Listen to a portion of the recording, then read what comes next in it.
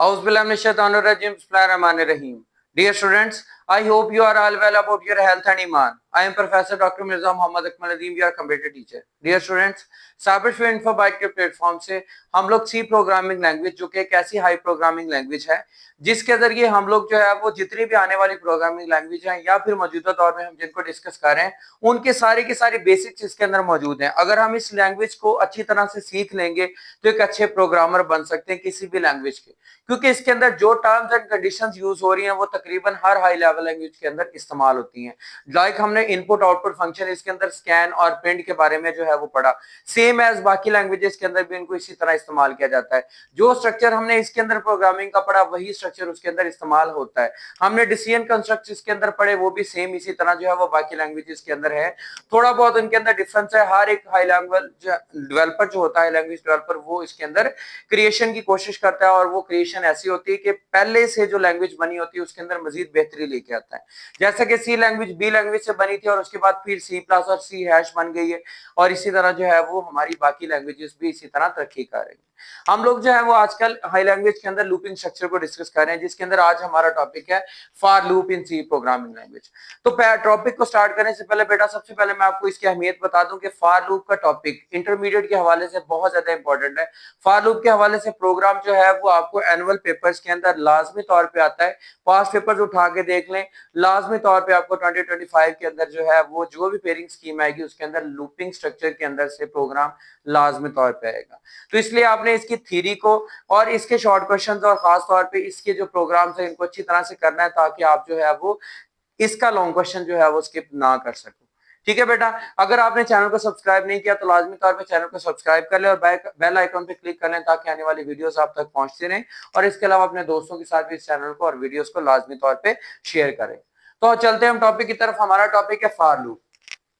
For loop क्या काम करती है? That executes one or more statements for a specified number of times. एक खास नंबर ऑफ टाइम्स के लिए। हमने पीछे क्या पढ़ा? सिंपल हमने लूप पढ़ी, यानी कि हमारी जो लूप स्ट्रक्चर था। उसके बाद हमने जिसको वाइल लूप कहा जाता, फिर हमने डू वाइल लूप को पढ़ा। इनके अंदर क्या था? वाइल और डू वाइल लूप के अंदर हमें अननोन कंडीशंस थी, हमें नहीं पता था किसी चीज को कितनी दफा हमने करना है। बट इसके अंदर जो है वो हमें specified number of time. For loop एक ऐसी इजीली और अच्छे काम करने वाली हमारी लूप है जिससे हम आसानी से कोई भी प्रोग्राम जो उसके अंदर जो भी हम लोग काम करना चाहते हैं बड़े आसानी से कर सकते हैं, क्योंकि इसके अंदर हमें इनिशियल पॉइंट का भी पता है, फाइनलाइजेशन पॉइंट का भी पता है, इसके अंदर हमने कितना डिफरेंस रखना है वो भी पता होता है। इसका मतलब है कि हम कंप्लीटली इसको यूटिलाइज कर सकते हैं जहां पे हमें नंबर ऑफ इटरेशन का पता हो। सो एक हमारी फॉर लूप एक ऐसी लूप है जो कि हमारे लिए एक इजी वे प्रोवाइड करती है कि हम लोग इस कंस्ट्रक्ट को, हम इस लूपिंग कंस्ट्रक्ट को इस्तेमाल करके अपनी प्रोग्रामिंग को बेहतर बना सकें या उसको अच्छे अंदाज में पेश कर सके। तो क्या करती है? ये एग्जीक्यूट करती है कि एक से ज्यादा स्टेटमेंट्स को स्पेसिफाइड यानी खास नंबर ऑफ टाइम्स के लिए कितनी दफा हम रिपीट करना चाहते हैं। And this loop is also called the counter controlled. Counter mean आपको पता है काउंटिंग करना, एक चीज को गिनना। काउंटर कंट्रोल की ये कंट्रोल में होती है कि इतनी दफा इसने रिपीट होना है, इतनी दफा इसने लूप क्रिएट करनी है। ठीक हो गया। इसका जो सिंटैक्स है वो हमारे पास बिल्कुल सिंपल है। सबसे पहले फॉर का वर्ड इस्तेमाल होता है, फिर इनिशियलाइजेशन होती है, फिर कंडीशन आती है, फिर इंक्रीमेंट और डिक्रीमेंट आता है, और इन सब के दरमियान सेमी कॉलन का इस्तेमाल किया जाता है। ये बात याद रखिएगा वरना आपका सिंटैक्स एरर आ जाएगा। एंड पे हमारा सेमी कॉलन यूज नहीं होता। फिर हम लोग करली ब्रेसेस के अंदर जो है वो हम लोग इसका स्टेटमेंट्स 1 2 3 4 5 एंड सो ऑन लिखते हैं। स्टेटमेंट सिंगल होगी तो हम उसको वैसे लिख सकते हैं, और मल्टीपल स्टेटमेंट्स जो होंगी उनको हम लोग क्या कर सकते हैं, हमने उनको लाजमी तौर पे कंपाउंड स्टेटमेंट की सूरत में करली ब्रेसेस के अंदर लाजमी बंद करना होता है। अब यहाँ पे इनिशियलाइजेशन क्या चीज है? इनिशियलाइजेशन का मतलब होता है स्टार्ट करना, यानी ये वो वैल्यू होती है जहां से फॉर लूप अपना काउंटर स्टार्ट करती है। वो वैल्यू 1 भी हो सकती है, वो वैल्यू 10 भी हो सकती है, वो वैल्यू 15 भी हो सकती है, यानी कहीं से भी इनिशियल पॉइंट लेके आप उसको जो है फाइनलाइज कर सकते हैं। उसके बाद कंडीशन, वो कंडीशन जिसकी बुनियाद पे ये लूपिंग होनी है, या आप पिछले वाइल लूप और डू वाइल लूप के अंदर कंडीशन को अच्छी तरह से आप पढ़ चुके हैं, और ये कंडीशन जितनी ये ट्रू होगी तो हमारी ये स्टेटमेंट्स एग्जीक्यूट करेंगे, अदरवाइज ये एग्जीक्यूट नहीं करेंगी। उसके बाद हमारा इंक्रीमेंट या डिक्रीमेंट, लूपिंग स्ट्रक्चर के अंदर इंक्रीज करना या डिक्रीज करना ये लाजमी तौर पे हिस्सा होता है, और फॉर लूप के अंदर इसका बहुत ज्यादा अहम रोल है। इंक्रीमेंट डिक्रीमेंट का मतलब है कि हम जो इनिशियल पॉइंट ले रहे हैं उसको कितने गुना आगे बढ़ा के फिर नेक्स्ट लूप को करना चाह रहे हैं। लाइक हम उसके अंदर 1 का डिफरेंस रखना चाह रहे हैं, 2 का, 3 का, या फिर -1, -2, -3 एंड सो ऑन, यानी फ्रंट भी और बैकवर्ड दोनों तरफ से हम इस लूप को चला सकते हैं। अब अगर हम इसके फ्लो चार्ट की बात करें तो फ्लो चार्ट के अंदर बेटा सबसे पहले हमारे पास इसके अंदर जो है वो इनिशियलाइजेशन का फैक्टर आ जाता है। ये इसकी इनिशियलाइजेशन है, क्योंकि सबसे पहले इसके अंदर वही चीज देखनी है कि हमने इस लूप को कहां से स्टार्ट करना है। उसके बाद बेटा हमारे पास क्या आ जानी है, इसकी कंडीशन आ जानी है जिसकी बुनियाद पे हमने इस लूप को चलाना है। ठीक हो गया। और अगर हमारी कंडीशन ट्रू होती है तो क्या करेगी, वो स्टेटमेंट को एग्जीक्यूट कर जाएगी। बेटा ये जो होता है फ्लो चार्ट, इसको अगर हम समझ लें तो हमारा 90% काम हो जाता है। हमें अच्छी तरह से इसकी समझ आ जाती है कि हमने जो है वो कैसे करना है। और इनके दरमियान में एक चीज जो है वो बेसिकली है हमारे पास इंक्रीमेंट और डिक्रीमेंट का, इंक्रीमेंट और डिक्रीमेंट। ठीक हो गया।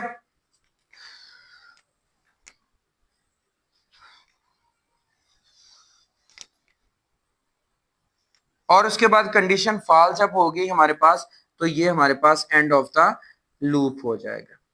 गौर से जरा इसको दोबारा से समझे। हम क्या करते हैं, इनिशियलाइजेशन करते हैं 1 से लाइक, वो कर जाती है कंडीशन की तरफ, कंडीशन ट्रू होती है तो वो स्टेटमेंट को एग्जीक्यूट करती है, फिर इंक्रीमेंट डिक्रीमेंट लेके आती है, अगेन फिर से लूप हो गए कंडीशन की तरफ आती है, फिर कंडीशन को चेक करती है, कंडीशन ठीक होती है, स्टेटमेंट एग्जीक्यूट करती है, देन उसके बाद जो है वो फिर इंक्रीमेंट डिक्रीमेंट, और ये लूप तब तक चलती रहती है जब तक कंडीशन ट्रू रहती है, एंड लास्ट ऑफ दैट ये हमारी एंड हो जाती है। इस तरह फॉर लूप जो है वो हमारी इनिशियलाइजेशन से कंडीशन, कंडीशन से इंक्रीमेंट तक ये स्टेटमेंट को एग्जीक्यूट करती है। अब हम एग्जांपल्स के थ्रू, प्रोग्राम के थ्रू इसको देखेंगे कि किस तरह जो है ये इंप्लीमेंट होती है। तो बेटा हमारा पहला प्रोग्राम जिसके अंदर हमने फॉर लूप का इस्तेमाल करके 1 से 5 तक जो है वो काउंटिंग शो करवानी है। ठीक है, तो उसके लिए हम लोग जो है वो, आपको पता है कि हम लोग हेडर सेक्शन इसी तरह स्टार्ट करते होते हैं कि हम लोग जो है वो hash include stdio dot h, उसके बाद hash include conio dot h, ये हमने इस्तेमाल कर लिए। उसके बाद हम लोग जो है वो इंट मेन का इस्तेमाल करते हैं।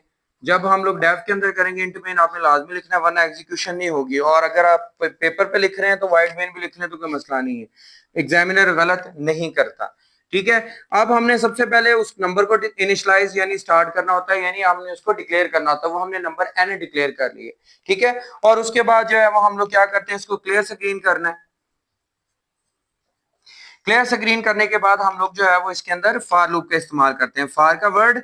उसके बाद क्या हमने पढ़ा था, सबसे पहले इनिशियलाइजेशन, यानी ये काउंटिंग कहां से स्टार्ट होगी, यानी n की वैल्यू हमारे पास होगी सबसे पहले 1, और आपने ये देखा था कि हमने उसके बाद क्या लगाया था, सेमीकोलन, और उसके बाद हमने condition n is lesser than और इक्वल टू 5, यानी वो 5 तक जाए, ज्यादा से ज्यादा 5 रहे या 5 तक जाए। उसके बाद हम लोग इसके अंदर जो है वो इस्तेमाल किसका कर रहे थे, सेमीकोलन के बाद इंक्रीमेंट या डिक्रीमेंट, इसमें होगा इंक्रीज, क्योंकि 1 से स्टार्ट करें तो 4 5 6 7 ये इंक्रीज होगी। ठीक हो गया, एंड देन उसके बाद हम टर्मिनेटर नहीं लगाएंगे और प्रिंट एफ इस्तेमाल करेंगे। क्या चीज उसमें होगी हमारी, प्रिंट एफ, और हमारे पास आएगा कि हमारे पास जो इंटीजर नंबर है और वो न्यू लाइन के ऊपर जो है वो शो हो, और ये हम किसके लिए कर रहे हैं, एन के लिए कर रहे हैं।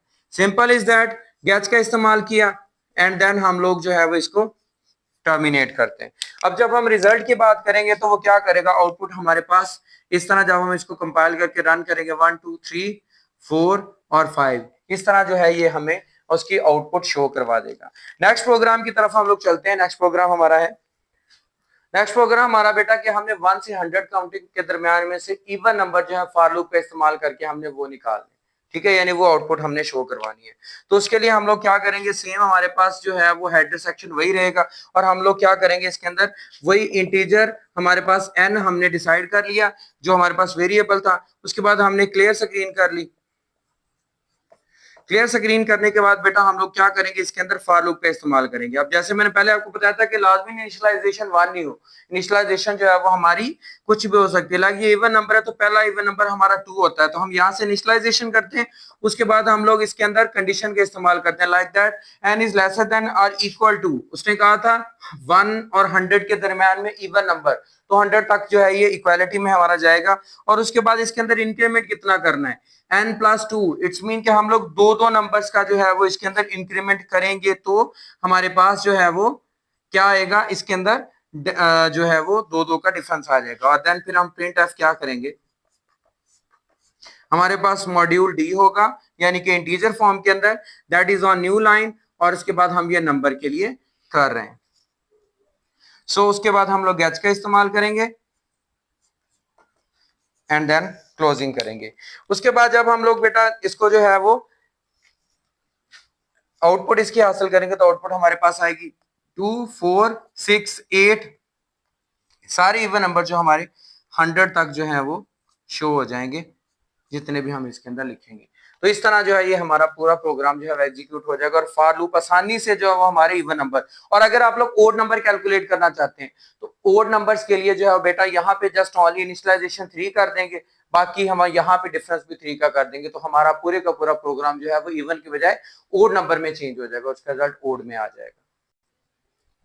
तो उम्मीद करता हूं बेटा कि आपको ये टॉपिक अच्छी तरह से आज फॉर लूप वाला समझ आ चुका होगा। मैंने आपको 2 प्रोग्रामिंग प्रैक्टिसेस करवाई, इसको आपने अच्छी तरह से समझ लिया होगा। इसके अंदर बेटा जो है वो इसकी आपने जो फ्लो चार्ट है उसको भी अच्छी तरह से करना है, और उसके बाद इसके अंदर जो हमारी सिंटैक्स है उसको भी अच्छी तरह से आपने प्रिपेयर करना है, डेफिनेशन को भी, और एज ए लॉन्ग क्वेश्चन भी फॉर लूप को प्रिपेयर करना है, क्योंकि आपसे पूछा जा सकता है। आप डेफिनेशन लिखोगे, उसका सिंटैक्स लिखोगे, उसके बाद उसका फ्लो चार्ट बनाओगे, उस कंडीशन उस सिंटैक्स के अंदर और फ्लो चार्ट के अंदर कौन कौन सी चीजें इस्तेमाल होती है उनको एक्सप्लेन करके यानी उसकी वर्किंग बन जाएगी, और लास्ट पे आप लोग एक प्रोग्राम कोई भी कोड कर दो कि आपका एक लॉन्ग क्वेश्चन कंप्लीट हो जाएगा। इंशाल्लाह नेक्स्ट वीडियो के अंदर हम मजीद इसके प्रोग्राम डिस्कस करेंगे। कोई भी मसला, कोई कंफ्यूजन हो तो कमेंट बॉक्स में लाजमी मुझे फीडबैक भी दें।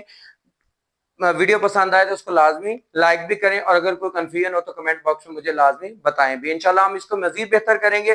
दुआ में याद रखिएगा, अपना बहुत ज्यादा ख्याल रखिएगा, चैनल को सब्सक्राइब कर लें और दूसरों के साथ भी लाजमी तौर पर शेयर कर लें। जज़ाकल्लाह।